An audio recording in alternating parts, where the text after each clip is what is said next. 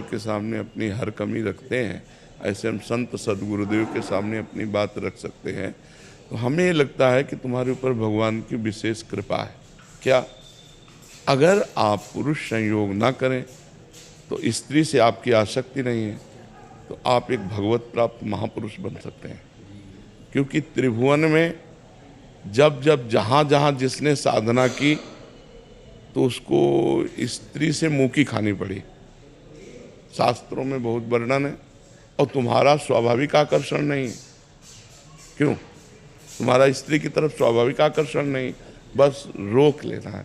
अच्छा, थोड़ा विवेक से सोचो, आपने ऐसा किया भी, क्या मिला आपको? मतलब परिणाम बिल्कुल खुल के अपने ऐसे बात करते हैं जैसे दोस्त बात करते हैं। केवल डर मिला और चिंता मिली और कोई सुख तो मिला नहीं। तो मुझे लगता है यदि आप थोड़ा भगवान नाम जप करें और इसे कंट्रोल करें, आप बहुत उत्तम मनुष्य बन सकते हैं। क्योंकि जो व्यभिचार प्राण जीव है वो ना अपना कल्याण कर सकता है ना दूसरों का कल्याण कर सकता है। और ये जो काम भोग सृष्टि में रखा गया है, एक सृष्टि क्रम को बढ़ाने के लिए रखा गया है। सृष्टि क्रम को बढ़ाने के लिए रखा गया है। तो स्त्री और पुरुष का जो संयोग विधान शास्त्रीय है वो संतानोत्पत्ति के लिए है, ना कि केवल मनोरंजन के लिए। शास्त्र सम्मत, तभी उसका जीवन ब्रह्मचर्य परायण स्वस्थ पर, और कभी साल 6 महीना में एक बार ऐसा, तो वो बहुत अच्छा जीवन। ये व्यभिचार प्रवृत्ति तो मतलब बहुत निकृष्ट आदत है और ये सबको नष्ट कर रही है। तो मुझे लगता है भाई, यदि आप थोड़ा विचारवान बन जाएं और अध्यात्म की शरण लेकर इसको शासन में लें तो आप बहुत अच्छे बन सकते हैं। क्योंकि धर्म पालन है तो संभोग होगा नहीं, संतानोत्पत्ति योग संबंध होगा नहीं है, केवल भोग विलासिता मनोरंजन। तो हमें आप खुद अनुभव करके देखो, क्या आप ऐसा जीवन नष्ट करना चाहोगे? तो मुझे लगता है नियम और संयम में आना चाहिए।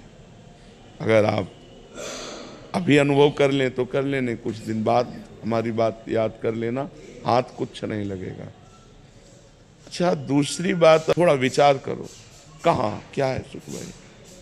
हम ऑपरेशन करके आपको बता रहे दिमाग के, हमारे दिमाग का क्या है भाई?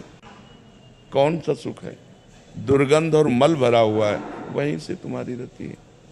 तो मुझे लगता है कि ये पूर्व संस्कारवश, ये आपकी कोई उपज नहीं है, ये आपकी कोई मनपसंद बात नहीं, आपके दिमाग में पूर्व प्रारब्धवशात ये संस्कार है।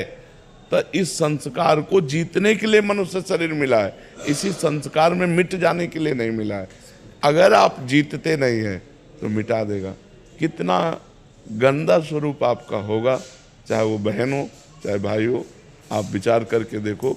उसके जीवन का मतलब क्या रहेगा? केवल मनोरंजन, धर्म से कोई मतलब नहीं इसमें।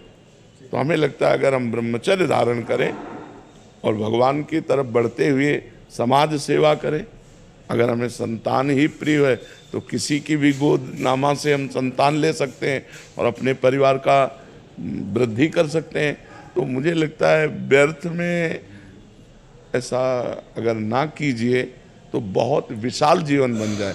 ब्रह्मचर्य भी तो एक मार्ग है जिसके द्वारा हम परमात्मा प्राप्ति करें, समाज सेवा करें, तो जो चाहे वो कर सकते हैं। इस तरह मल द्वार में अपने को आसक्त करके जीवन व्यतीत करना मुझे लगता है कि ठीक नहीं है। स्त्री पुरुष का जो संयोग है वो संतानोत्पत्ति के लिए, धर्म में काम को भगवान अपना स्वरूप कहते हैं। धर्म में काम मैं हूँ, तो वो धर्म तो यहाँ दिखाई नहीं दे रहा।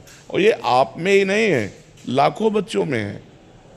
और वो उनकी कोई उपज नहीं है कि वो अपनी उपजाए हैं, ये बात वो उनके स्वभाव में पूर्व प्रारब्ध से आई हुई है। पर वो विजय प्राप्त कर सकते हैं। अगर वो इस तरह से अपने जीवन को नष्ट करेंगे तो कब तक नष्ट करेंगे? क्या घृणा नहीं होती आपको? जलन होगी। हाँ, तो मुझे लगता है इसका सुधार किया जाए।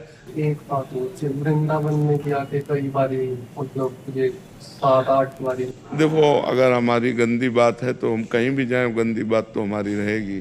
तो सत्संग में जैसे बोले थे कि ये जाओ हाँ, बिल्कुल पाप। के अंदर से कि एक पाप आपको लाख बारी दंड देगा, तो आप हाँ, तो आप ऐसा करना कि वृंदावन की परिक्रमा करना नंगे पैर और मौन रहना, नाम जप करना राधा राधा, और फिर साष्टांग दंडवत करना जब परिक्रमा हो जाए, और गलती मानना वृंदावन से।